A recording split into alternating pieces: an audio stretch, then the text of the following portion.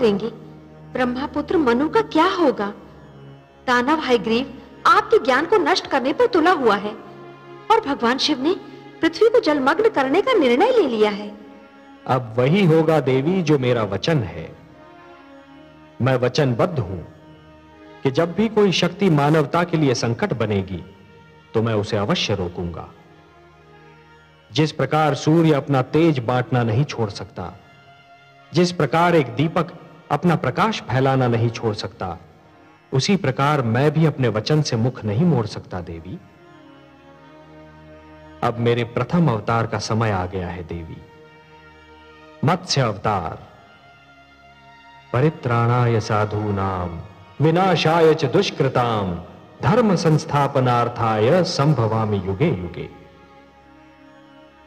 मत्स्य अवतार? हां देवी, मैं मत्स्य का रूप धारण करके पृथ्वीलोक पर जाऊंगा। आप पृथ्वीलोक जाएंगे? हाँ महादेवी। और मेरा क्या होगा? जब से आपने मेरी रचना की है, मैं आपके बिना एक पल भी नहीं रही हूं। आप ही तो कहते हैं कि मैं आपकी अर्धांगिनी हूं। आपकी बाएं भुजा में मेरा वास है। वामांगी हूं मैं आपकी, और आप मुझे ही छोड़कर जाने की बात कर रहे हैं। हे कमल नयन, मुझ पर दया कीजिए। एक क्षण भी मैं आपसे दूर नहीं रह सकती। हे सर्वश्रेष्ठ, हे नारायण, आपकी लक्ष्मी आपसे दूर नहीं रह पाएगी। दूर तो मैं भी नहीं रह सकता आपसे महादेवी। अपना विष्णु रूप पाते ही मैंने आपकी रचना की थी, तो मैं आपसे दूर कैसे रह सकता हूं? भला पुष्प से सुगंध और सागर से लहर दूर रह सकती है? हमारे एकाकार होने का समय आ गया है देवी।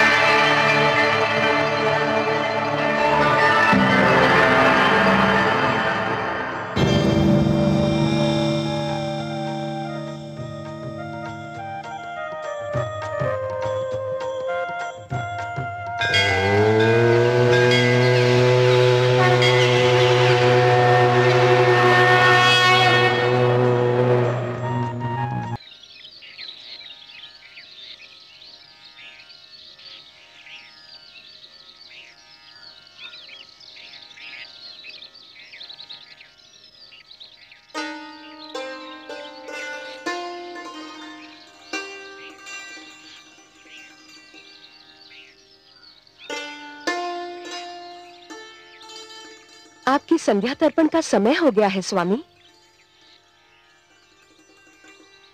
क्षमा कीजिए, मैंने आपका ध्यान तोड़ दिया। तोड़ने का कार्य तो तुमने कभी किया ही नहीं देवी। तुमने तो जब किया जोड़ने का ही कार्य किया। पहले मेरे जीवन में आकर मेरे बिखरे अस्तित्व को जोड़ा, फिर मुझे संतान देकर मेरे परिवार को जोड़ा, और अब मेरे तप में मेरा साथ देकर मेरी आत्मा को परमात्मा से जोड़ रही हो।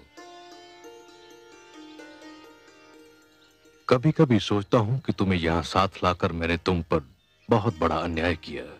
अन्याय तो आप ये कहकर कर रहे हैं कि आपने मुझ पर अन्याय किया।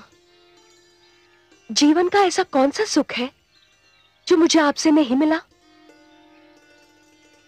ऐसा कौन सा ऐश्वर्य है जो आपके साथ रहकर मैं नहीं भोग पाई?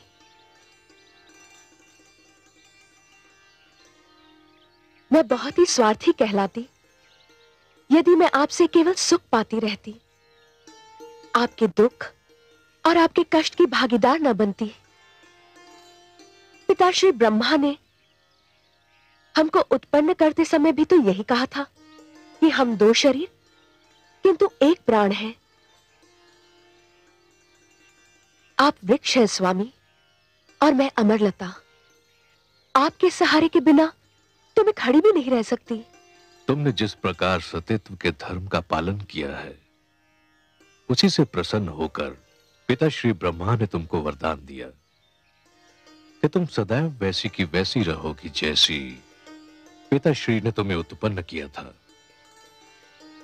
तुम्हारी आयु आती जाती ऋतुओं और बीते समय से कदापि प्रभावित नहीं होगी।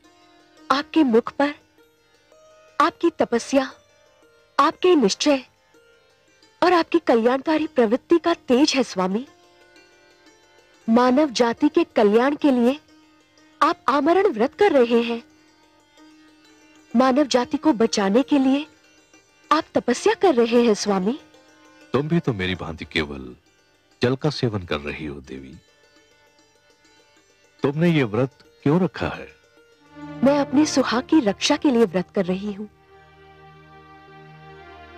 अब उठिए, सूर्यास्त का समय हो गया है।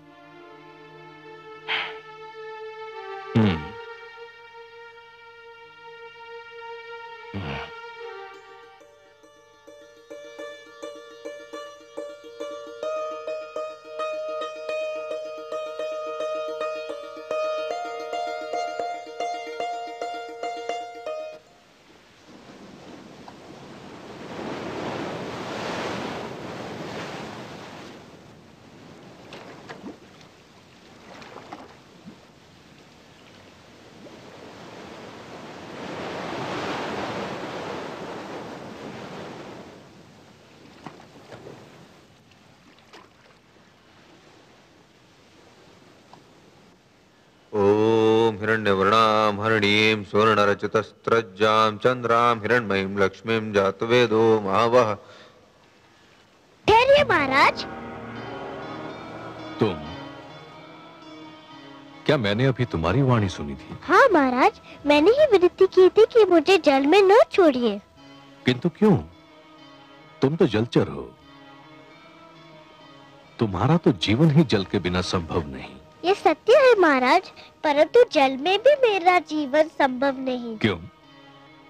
क्या कष्ट है तुम्हें? आप जहाँ मुझे छोड़ने जा रहे हैं, वहाँ बड़ा मत्स्य और छोटी मत्स्य को निगल जाता है। मैं वहाँ सुरक्षित नहीं रह पाऊंगा। मुझ पर दया करें।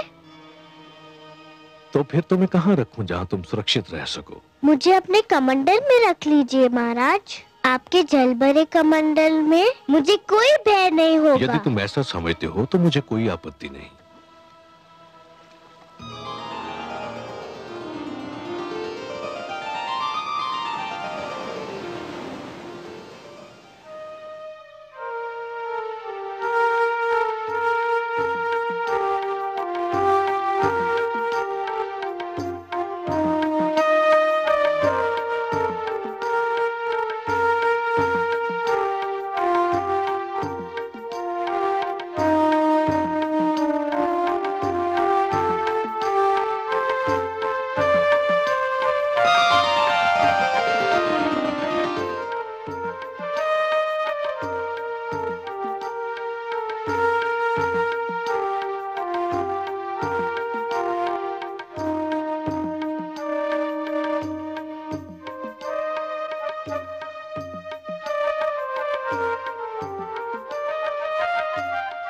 नहीं देवी नहीं, जल मत फेंकना। क्यों स्वामी?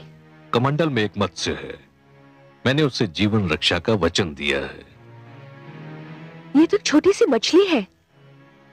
यह आपने बहुत अच्छा किया जो मुझे बता दिया, नहीं तो इसके प्राण चले जाते।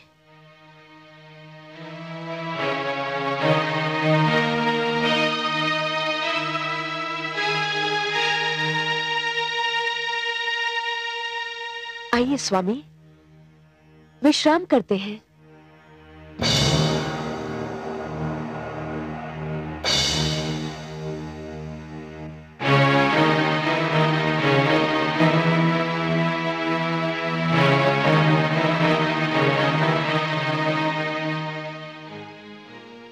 हे दानवराज, आप हमें मुक्त कर दीजिए। आपने हमें छोड़ दिया तो भगवान विष्णु आपसे बहुत प्रसन्न होंगे। मुझे तुम्हारे विष्णु की कृपा नहीं चाहिए। चुपचाप अपने स्थान पर बैठे रहो, नहीं तो कड़ा दंड दूंगा।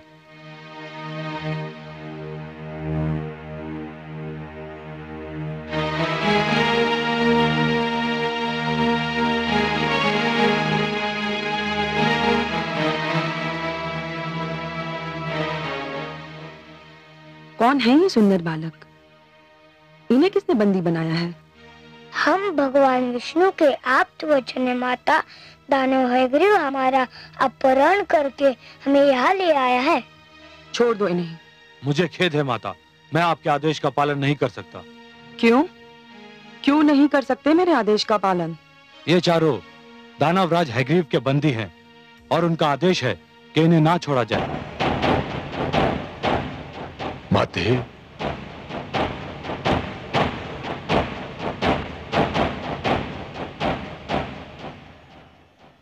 पुत्र, इन बेचारों को क्यों बंदी बनाकर रखा है? छोड़ दो इन्हें, मुक्ति दे दो इन सुंदर भोले भाले बालकों को। नहीं मां, ये नहीं हो सकता। ये भगवान विष्णु के आप्त वचन हैं, ज्ञान का भंडार है, बहुत महान है। जानता हूं मां, इसीलिए तो इनका अपहरण किया है। विष्णु ने इन्हें मानव कल्याण के लिए जन्म दिया है, दानव समाज को नीचा दिखाने के लिए रचा है इन्हें। परंतु पुत्र, तू क्या करेगा इनका? कुछ नहीं मां, बस इन्हें बंदी बनाकर रखूंगा। ज्ञान, बुद्धि और प्रकाश को तू बंदी बनाकर रखना चाहता है? मेरी मान, यदि तू इन्हें ले ही आया है तो इनसे कुछ ज्ञान सीख ले, बुद्धि प्राप्त कर ले, इनके प्रकाश से अपने जीवन में उजाला कर ले। मुझे इन वस्तुओं की कोई आवश्यकता नहीं है मां। कैसे आवश्यकता होगी तुझे इन वस्तुओं की? तेरे मस्तिष्क में तो अज्ञान और अहंकार भरा हुआ है। कैसा अभागा है तू? तेरे घर में ज्ञान और बुद्धि के 4 दीपक हैं और तू अंधेरों में भटक रहा है। मां, तुम जब भी आती हो मेरे लिए अब शब्दों का ही उपहार लाती हो। कैसी माता हो तुम? कैसी माता हूं मैं? एक अभागन माता हूं। और कैसी माता हूं मैं? मैं ऐसी माता हूं जिसे उसकी संतान ने एक पल भी सुख नहीं दिया। तुम चाहती क्या हो मां? मैं चाहती हूं कि तू इन्हें मुक्त कर दे। नहीं करूंगा। तो फिर मैं ले जाऊंगी इन्हें अपने साथ। नहीं ले जाने दूंगा। मैं देखती हूं कौन रोकता है मुझे। मैं रोकूंगा इन्हें।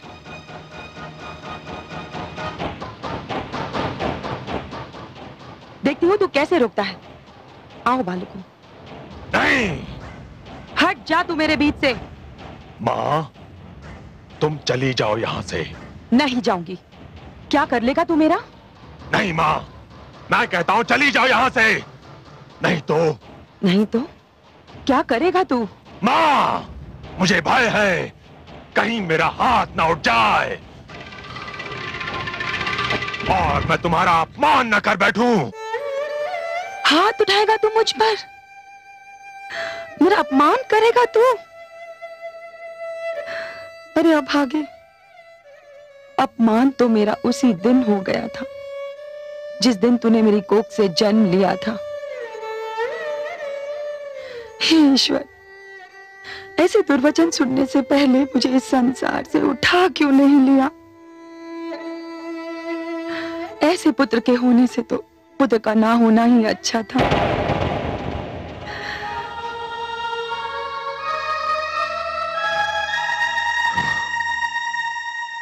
अब तुमने यदि किसी से सहायता मांगी अथवा मांगने की चेष्टा की तो मैं तुम सबको नष्ट कर दूंगा।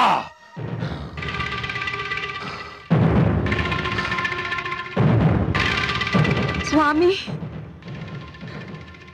स्वामी, स्वामी,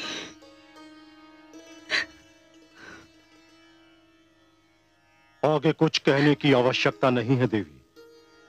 मैं आपकी ये दशा देखकर जान गया हूं कि आप अपने पुत्र हयग्रीव से मिलकर आ रही हैं। हाँ स्वामी, परंतु आज तो वो अयोग्यता की सारी सीमाएं पार कर गया।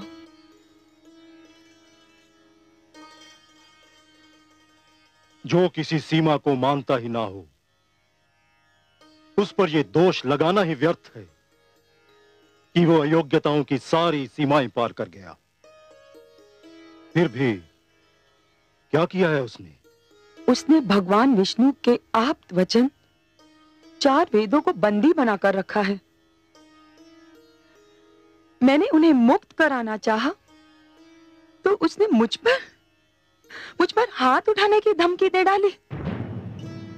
मन में तो आया कि उसे शाप ही दे दूं। तो फिर दे दिया होता। शरीर का जो भाग सड़ जाए उसे काटकर फेंक देना ही उचित होता है। कैसे देती स्वामी? मैं मां हूं, भले एक कुपुत्र की मां सही, परंतु आज मुझे एक बात का ज्ञान अवश्य हुआ है कि कभी कभी मातृत्व भी लज्जा का कारण बन जाता है। आज पहली बार मैं बहुत लज्जित हूं कि मैं ऐसे पुत्र की मां हूं। मैं उसे अपनी कोख से जन्म देकर पछता रही हूं। पश्चाताप यदि भूल का मूल्य चुका सकता तो विश्वास करो, मैं आपके पश्चाताप के साथ अपना पश्चाताप भी जोड़ देता। परंतु जिस प्रकार वर्षा ऋतु बीत जाने पर बीज बोने से कोई लाभ नहीं, उसी प्रकार हमारा पश्चाताप करना भी व्यर्थ है। कैसे अभागन हूं मैं। जानती हूं हयग्रीव के इस दुष्कर्म का क्या परिणाम होगा, फिर भी कुछ नहीं कर सकती। कुछ नहीं। शांत हो जाइए। सब कुछ भगवान विष्णु पर छोड़ दीजिए। वो जो भी करेंगे उचित ही होगा, न्याय के अनुकूल होगा। शांत हो जाइए।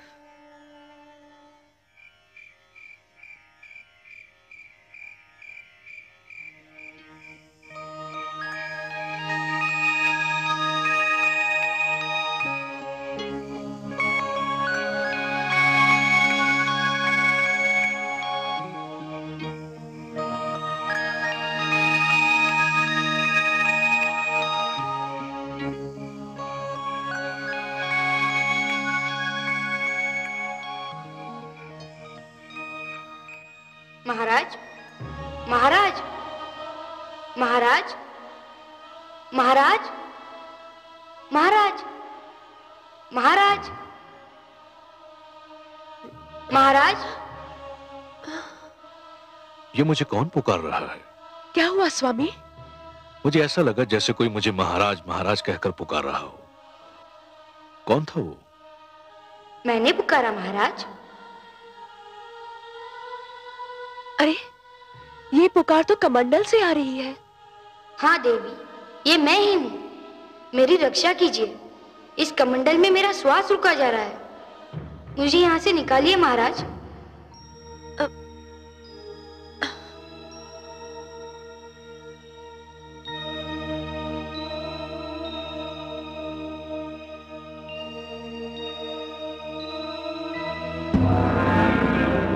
अरे, मत्स्य का आकार तो कमंडल के बराबर हो गया है।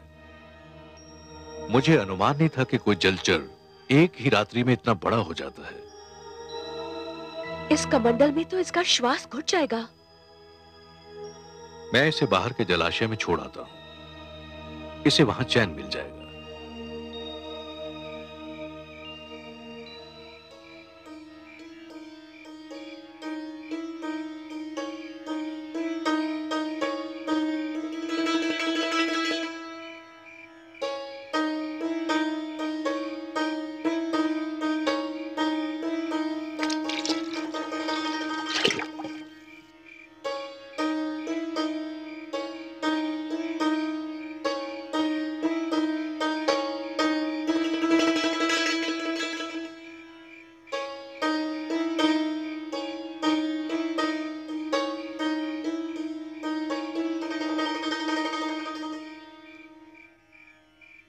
महाराज, महाराज,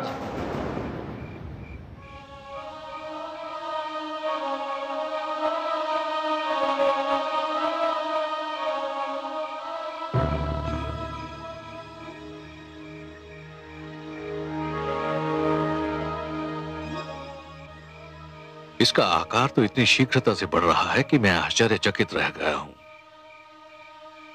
मैंने किसी मत्स्य को एक ही रात्रि में इस प्रकार बढ़ते नहीं देखा है। स्वामी, क्या ये मत्स्य है? मुझे तो शंका हो रही है कि ये मत्स्य नहीं कुछ और ही है। अरे कुछ नहीं है देवी, संसार में ऐसे चमत्कार तो होते ही रहते हैं। यह भी ईश्वर का कोई चमत्कार होगा। आप चिंता मत कीजिए। तो अब आप इसे कहां ले जाएंगे? इसका आकार इतनी शीघ्रता से बढ़ रहा है कि सागर के अतिरिक्त इसका कोई स्थान नहीं हो सकता। मैं इसे ले जाकर सागर में छोड़ दूंगा। अब इसे किसी बड़े मत्स्य या जीव जंतु का भय नहीं है।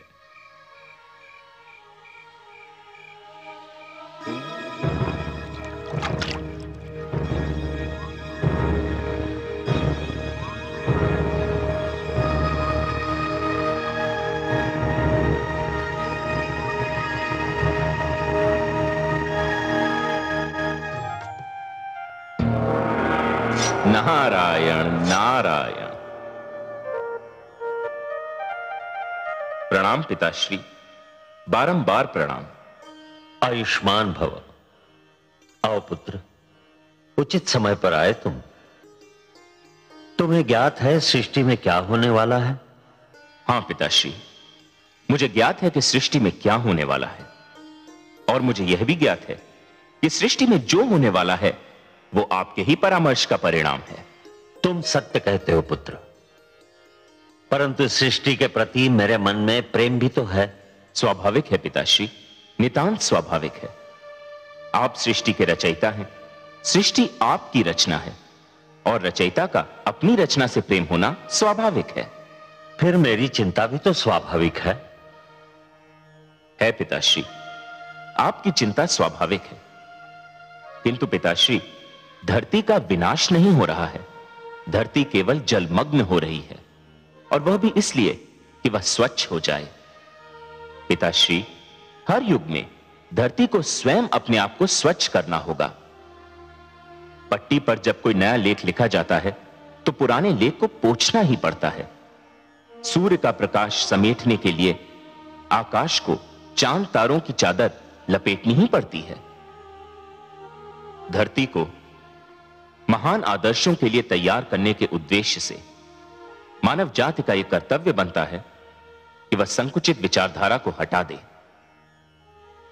यदि यह कार्य मानव स्वयं कर ले तो देवताओं को हस्तक्षेप करने की कोई आवश्यकता नहीं, किंतु यदि मानव यह परिवर्तन नहीं ला सकता तो देवी शक्तियों को हस्तक्षेप करना ही पड़ता है, जो आप कर रहे हैं। जानता हूं पुत्र, पर जिस धरती को स्वच्छ करने के उद्देश्य से जलमग्न होना है, उस पर मेरा पुत्र मनु भी तो है। मुझे चिंता है कि मनु का क्या होगा। ओह, तो भ्राता मनु की चिंता ने आपको व्याकुल कर रखा है। प्राणियों की रचना करते करते आप स्वयं मोहग्रस्त हो गए। नारायण नारायण। पिताश्री, माना कि पुत्र मोह की भावना को नकारा नहीं जा सकता, बड़ी स्वाभाविक सी बात है ये।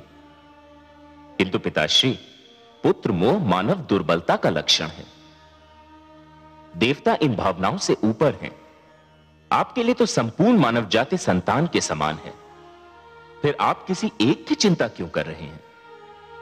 आपने भगवान शिव को जल प्लावन करने का परामर्श देकर अपना कर्तव्य निभाया। भगवान शिव आपका परामर्श मानकर अपना धर्म निभा रहे हैं। अब इस जल प्लावन से किसको बचाना है, कैसे बचाना है और कितना बचाना है, यह आप मेरे लक्ष्मी नारायण पर छोड़ दीजिए। पालन करता तो वही हैं। धन्य हो पुत्र, धन्य हो। तुम्हारी तर्क संगत बातों ने मेरे मन का बोझ हल्का कर दिया। यह सत्य है कि अंधकार कितना भी घना क्यों न हो, एक नन्हा सा दीपक उसे दूर करने के लिए पर्याप्त है। तुम्हारे तर्क ने भी इसी प्रकार मेरी चिंता और आशंकाओं को दूर कर दिया। संसार यदि तुम्हें महानतम तथा सर्वोत्तम मार्गदर्शक कहता है तो उचित ही कहता है। अपने परम पूज्य पिताश्री की चिंता दूर करके मैंने केवल अपना पुत्र धर्म निभाया है। मुझे आपकी सेवा करने का अवसर मिलता रहे, यही मेरी कामना है। क्योंकि पिता की सेवा करके मन को जो संतोष मिलता है उसका आनंद ही कुछ और है। नारायण नारायण।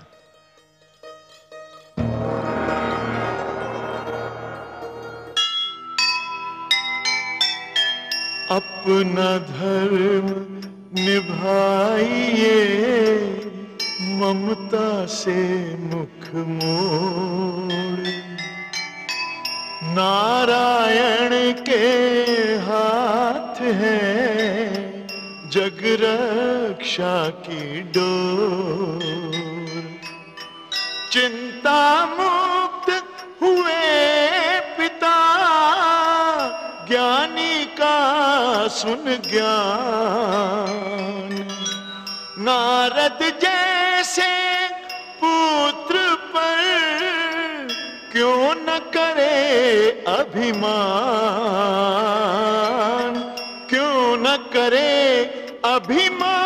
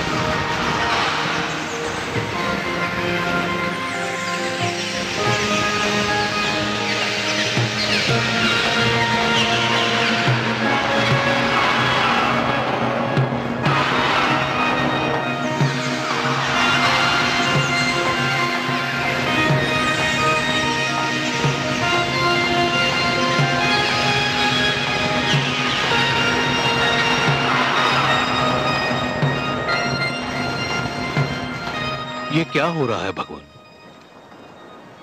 मुझे अपनी आंखों पर विश्वास नहीं हो रहा। एक नन्हा सा मत्स्य जिसे मैंने अपने कमंडल में शरण दी थी, वो इतना विशालकाय हो गया है कि ये अथाह विशाल सागर भी इसके लिए छोटा दिखाई पड़ रहा है। ये कैसी लीला है?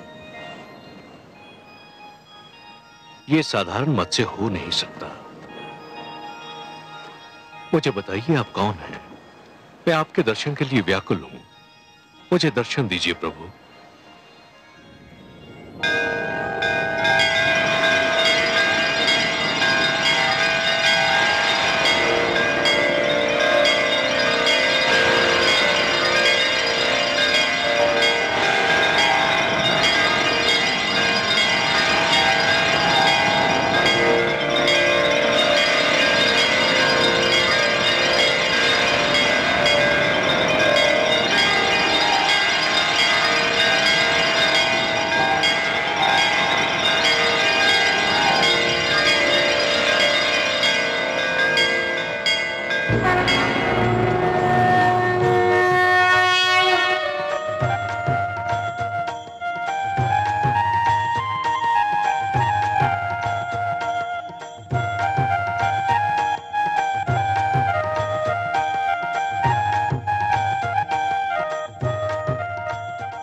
भगवान आप?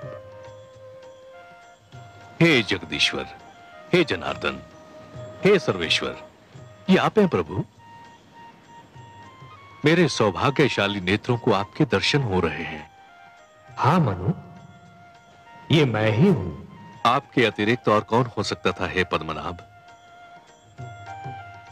ये लीला तो केवल आप ही दिखा सकते हैं कि सिमटे तो मानव की अंजुरी में समा जाएं और फैलें तो धरती और आकाश को भी ढक लें। आप मेरी अंजुरी में ठहरे मेरी कुटिया में रहे। मैं किन शब्दों में आपको धन्यवाद दूं? हे सर्वश्रेष्ठ, आप महान हैं। मैं अपने भाग्य पर जितना भी गर्व करूं कम है। आपको कोटि कोटि प्रणाम हे लक्ष्मी नारायण।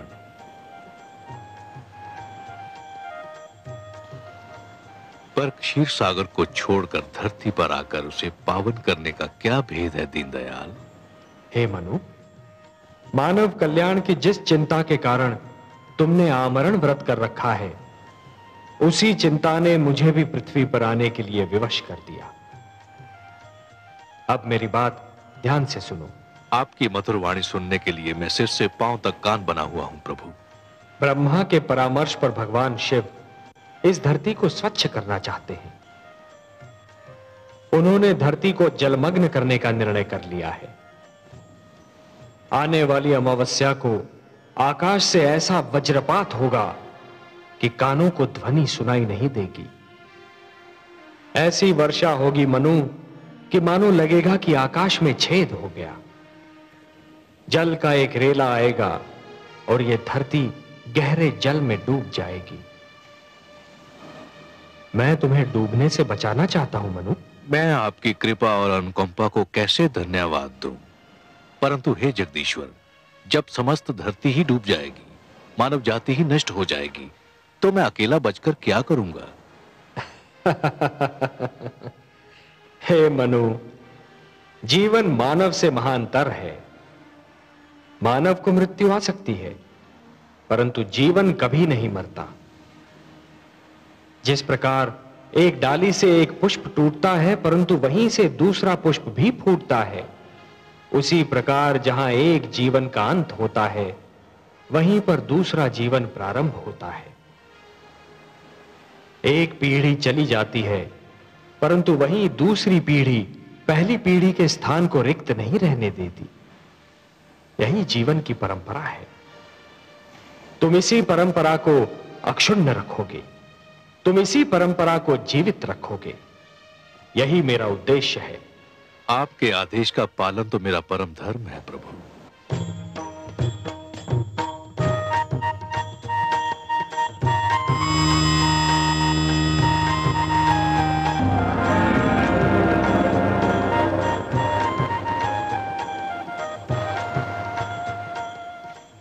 मनु, जल प्लावन के समय तुम अपनी धर्म पत्नी शतरूपा के साथ इस नौका पर सवार हो जाना। अपने अतिरिक्त इस नौका पर समस्त पशु पक्षियों का एक एक जोड़ा और उन सारे पौधों के बीज भी रख लेना जिन्हें तुम आवश्यक समझते हो। मैं मत्स्य के रूप में आऊंगा। तुम इस नौका को मेरे सींग से बांध देना। मैं तुम्हारी नौका को सुमेरु पर्वत पर ले जाऊंगा, जहां पहुंचकर तुम्हें एक नवीन जीवन का निर्माण करना होगा, एक नए मानव को जन्म देना होगा। जो आदेश प्रभु। मैं आपके आदेश का अक्षरशः पालन करूंगा।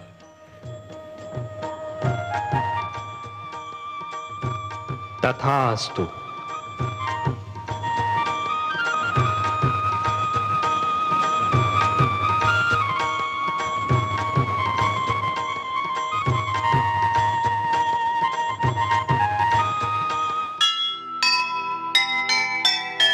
होते हैं संसार के संकट में जब प्राण, तब तब आते हैं प्रभु करने को कल्याण।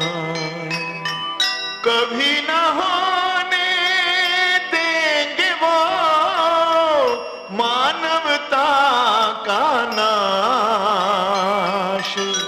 संकट मोचन है वही, है सबको विश्वास, है सबको विश्वास।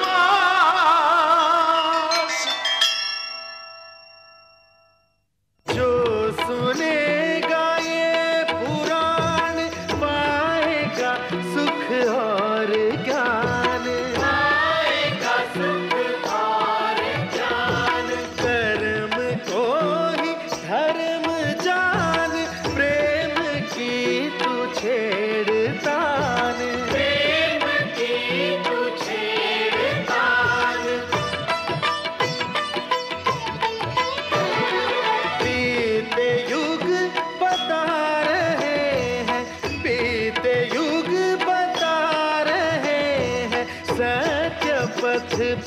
चल